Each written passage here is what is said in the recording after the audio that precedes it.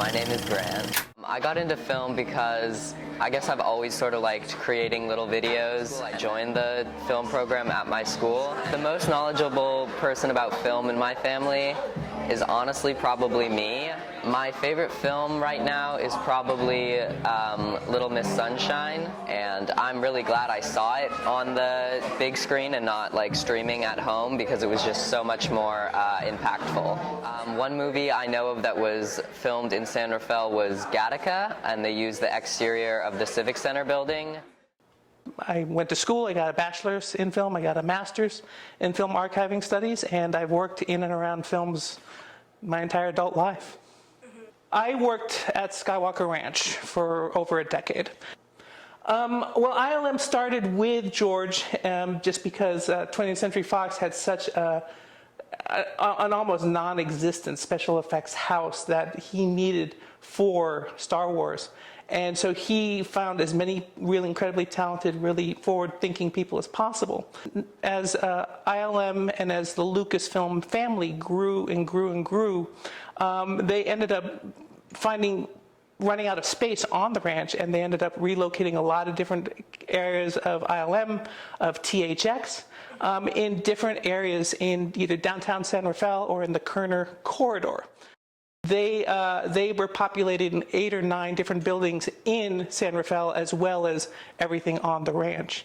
Eventually, they would move everything over to the Letterman Digital Arts Center in the Presidio in San Francisco. The Bay Area has the single highest concentration of Academy members anywhere in the country, and many of them are members of CA Film. Most of the filmmakers I meet are not marquee names, but they're still incredibly talented and incredibly interesting to talk to.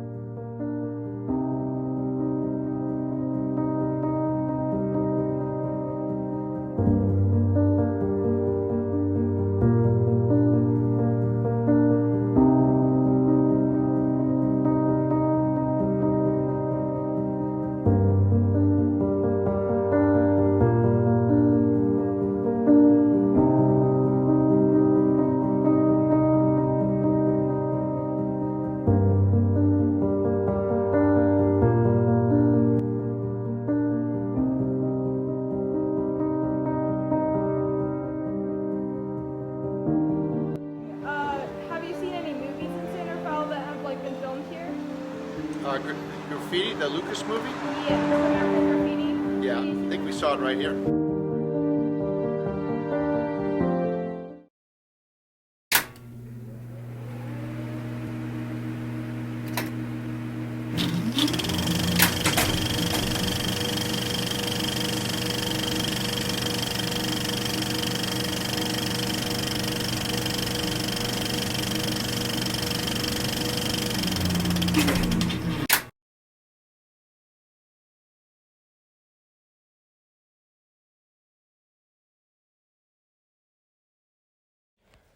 For as long as I can remember, San Rafael has been one of the most calm and welcoming communities I have known of.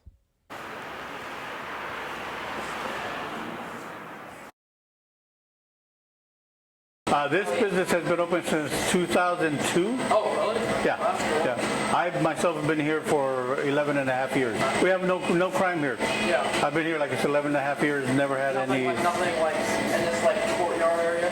No, no. The homeless? Yeah.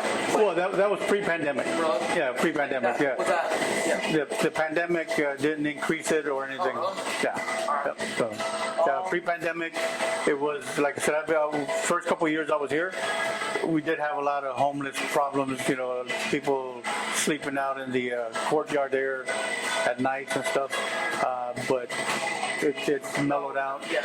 And now, yeah. Mi nombre es María Corado. Estamos en San Rafael, California, y el negocio se llama Mary's Jewelry en Accessories. En realidad no es que se haya vendido menos, porque pues sí hay crimen, pero la gente pues no, siempre viene. Lo único que nosotros sí tenemos que tener más cuidado, porque si nos han robado, porque pues, es joyería y siempre es lo más peligroso, pues sí ha incrementado pues, lo del robo, ahora es como más común. Bueno, a mí me han robado desde hace años, me han robado pero últimamente pues tengo más seguridad, pero ahora han estado con las estafas también. One victim tells KTVU's Amber Lee the area is normally peaceful. Julie, the victim tells me he's walked that trail for the past 20 years and that it's always been safe until yesterday. As you can see, crime in San Rafael has spiked in various areas. Vienen a veces a querer estafar a uno, vienen personas que uno no conoce, vienen suponiendo que vienen a ver algo y uno se entretiene con ellos y después quieren robarlo. Mucha gente vendiendo cosas que no son de oro afuera y la gente las compra y luego vienen aquí y nosotros les decimos que no es oro y han pagado mucho dinero por eso. The shooting comes just hours after another shooting that killed 2 people and injured 4 others in San Rafael. Last night's gunfire broke out near the intersection of Luton's Place and 3rd Street. Police say bullets riddled all through this parking garage, and there's plenty of evidence on that. You can see it here on the walls and where glass windows used to be.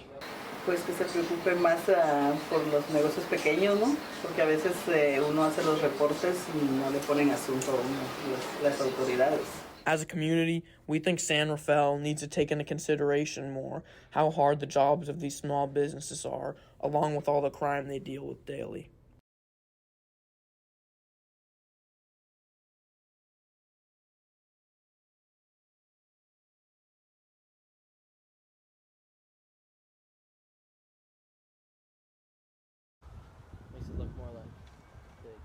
I am Allison Hermans, and I am the Director of Communications at WildCare, and I have been here for 20 years. We admit between 3,500 and 4,000 ill, injured, and orphaned animals every year to the Wildlife Hospital, and they come from over 200 different species. We treat a lot of different types of animals in the Wildlife Hospital. The usual thing that happens is that a person will be in their backyard, or they'll be driving, or they'll be hiking, or they'll be, just walking down the street, and they will see an injured or an orphaned animal. The next thing that usually happens is they call WildCare's Living with Wildlife hotline, which is a great resource and is a tremendous source of information for people that find injured and orphaned animals. So you'll call WildCare's Living with Wildlife hotline and say, I have this animal, it's on the ground, it doesn't seem to be able to get away from me, not sure what to do. And our team on the hotline will be able to tell you, okay, so it sounds like he needs to come into the Wildlife Hospital. Let's have you get some gloves. Let's have you get a box. Let's have you get a towel. This is how you'll pick him up. And then we'll give you instructions to bring him into the Wildlife Hospital. When he gets here, our team immediately goes into emergency room protocols. So you want to make sure the animal gets warm. You want to make sure the animal gets hydration. You want to make sure the animal is reducing the animal's stress level is low. So that's always the first sort of emergency medical thing that happens in the medroom. You identify the species, obviously, identify the sex if you can, do x-rays and blood work and a full, tactile exam and kind of the same things that you would do if you went into an emergency room. But the thing that you run into at WildCare is that our patients can't tell us what's wrong with them. They're not able to, they're not articulating in any way, oh yeah, I was crossing the street and I got hit by a car. So it is challenging for our team to make those diagnoses, but we have all of those medical tools to do. And you figure out what's wrong with the animal, you put together a medical plan for the animal's treatment, and you also put together just a care treatment. So what the animal needs to eat, how much they need to eat, how much weight they should be gaining over the course of, whatever period. And ultimately, and ideally, the animal stays in care until he's made a full recovery, and then yes, we release the animal back to the wild, and that's always the best part. It's the most amazing thing to be able to take an animal that you've seen come into the Wildlife Hospital sick and injured and in pain and awful, and then open up that box and just watch him fly free or watch him run free. It's an amazing thing that happens when we're able to release a wildlife patient. We thought COVID was complicated, but HPAI is way more complicated. So one of the main things that WildCare is dealing with in 2023 that has made our lives very difficult is the advent of highly pathogenic avian influenza. We're lucky that it's not considered dangerous to people, but it is very dangerous and very deadly to birds of many different species.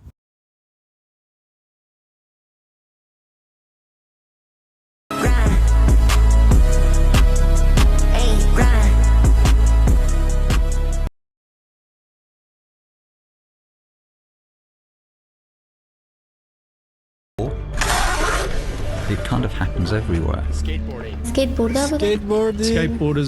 Skateboarding has changed the world. I think that skateboarding teaches a kind of resilience combined with innovation, combined with community. That's revolutionary, and that's something great because skateboarding has always been revolutionary.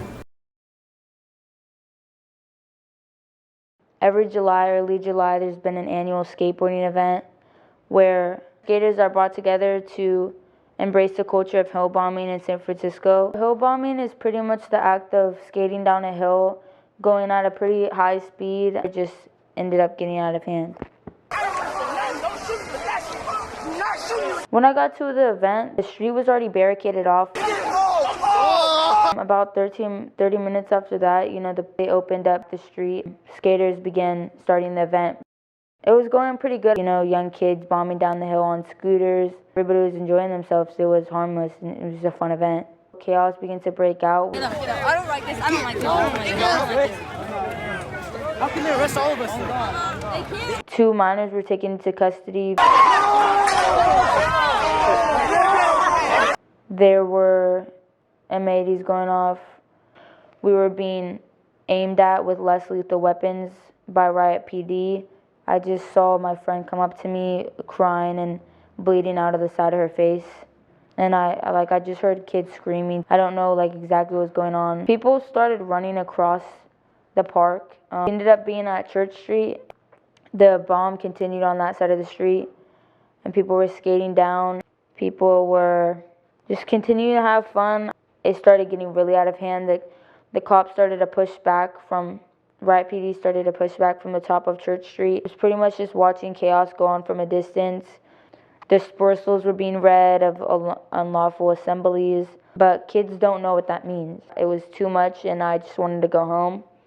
I looked back and saw the first line of Riot PD, and then I looked back again and there was the second line barricading us into the streets. So they sent riot police to an adolescent event? Exactly. Again, less lethal weapons were being pointed at children. I know people who were getting hit by the batons. I didn't know what to do. I didn't know exactly what was going on, but they ended up pushing us into the street and they told us to sit down. And a lot of people don't know their rights. I didn't know my rights, and I had no idea that I was going to be detained nor arrested. A lot of it was just being confused. At that point, I was told that I was under arrest and patted down, stripped of my belongings and my phone. Then they put us onto the bus. They used buses to transport us from these streets to the mission. We were held on this bus for over an hour. There wasn't a restroom. We should have the right to use the restroom, and obviously we were not allowed that right. How many times were you read your rights after you were detained? Only one time that I'm aware of, and a lot of kids didn't hear it because it wasn't loud enough, and people were confused, and there was still some, talking and people just not understanding what was going on. 113 people were arrested the night of the Dolores Hill bomb. That was Saturday, July 8th, 2023. That's 81 minors and 32 young adults. We're all getting charged and have to appear in court in the next following months or weeks, some days. The charges, in my eyes, are unreasonable, especially at the fact that a lot of us were trying to leave and go home. We all now have records that we're going to have to beat and that will follow us for life for something that we didn't do.